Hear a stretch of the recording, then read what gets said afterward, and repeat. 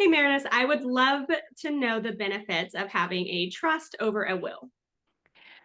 Yes, that is a great question. Probably one of the most common questions we receive as estate planning attorneys. I'm Meredith Bott. Thank you for joining us either on the video or by podcast. Today's topic will be about the difference between wills and trusts, but I do want to do it based on sharing a particular example.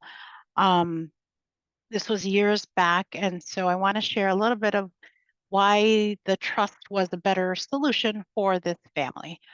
Um, so we did the estate plan for mom and dad years and years ago, and they were a really nice couple. They had three adult sons with grandchildren underneath.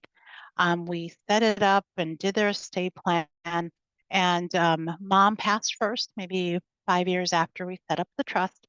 And fairly straightforward there because most of the time when one spouse dies, the surviving spouse takes over and accesses all the money.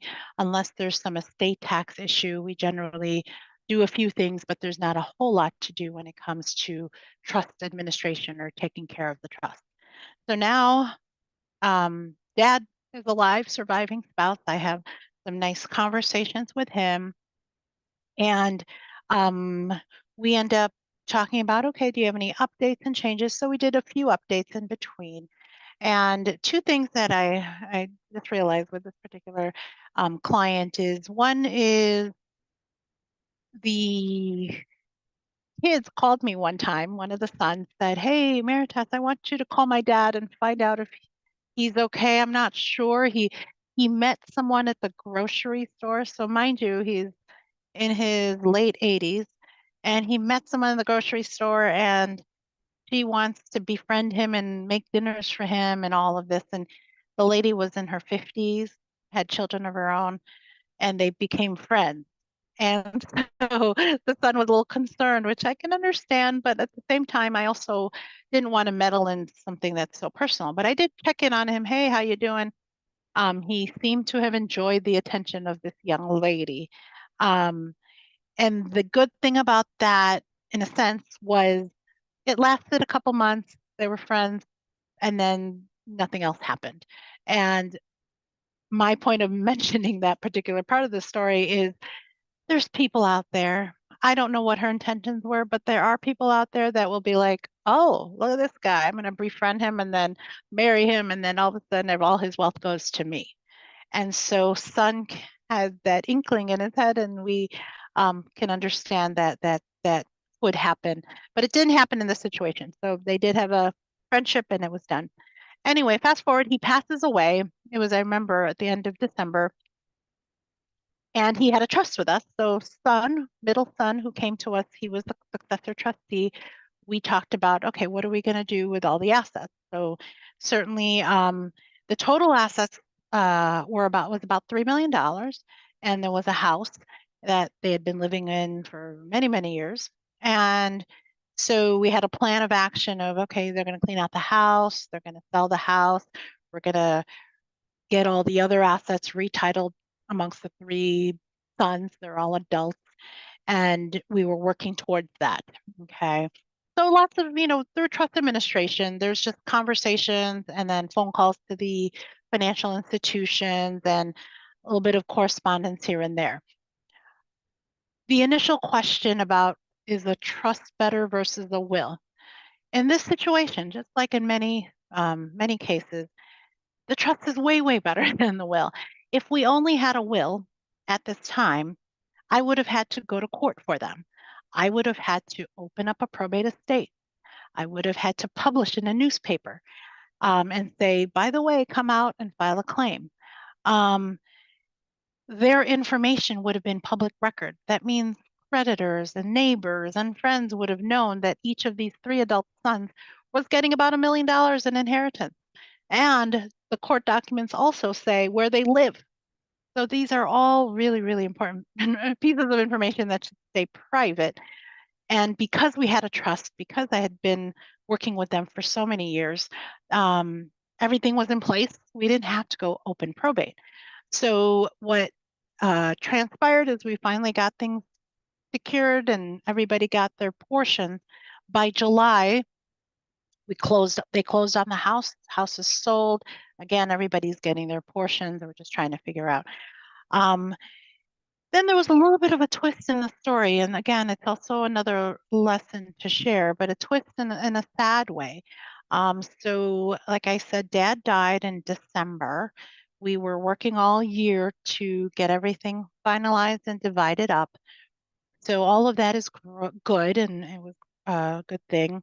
September comes around. I'm having that conversation with the trustee son, my client, and I said, okay, I think we're ready to wrap up.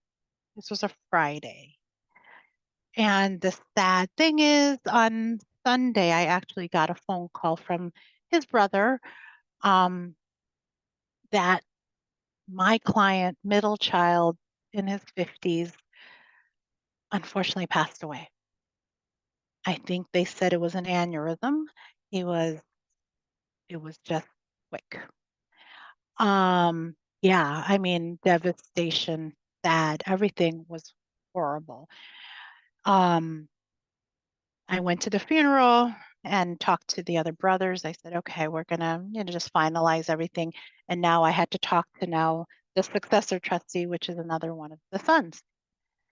And now it turns into trust for the grandchildren.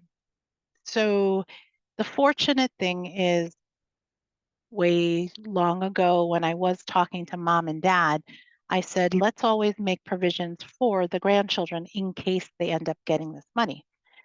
Of course, in your head, you just think, oh, that will be a long time from now because you have kids that are in their 40s and 50s. They're going to live a long time. And this just goes to show that we have no idea what our timetable is. We have no crystal ball. Dad dies in December, son dies in September. Who would ever have thought that? Um, but I'm glad that we did take the time to talk about the grandchildren because they're in their early 20s. And for them to get $1 million or really $500,000 each like that quickly could turn their lives around in a negative way as well as positive ways. So back then, grandma and grandpa said, nope, grandchildren should earn their keep and they should get the money over time. So we did have a nice provision for them to receive their money over time, not immediately, not quickly. So glad that we had that conversation to think past just the first layer because people always tell me, oh, my kids are going to survive me. It's no problem.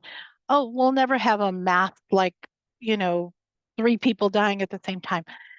Sad to say, I've seen it all happen, and I always want to protect and plan for every circumstance, even if it's so inconceivable. Um, at the end of the day, this family, mom and dad worked hard. They accumulated a nice size estate. We did the planning properly where mom dies, dad gets everything, dad dies, it got to the right family members at the right time in not in the public eye, all very private. And now it's, the next generation to take over those assets and kind of hopefully create their own estate plan so it goes to the right people.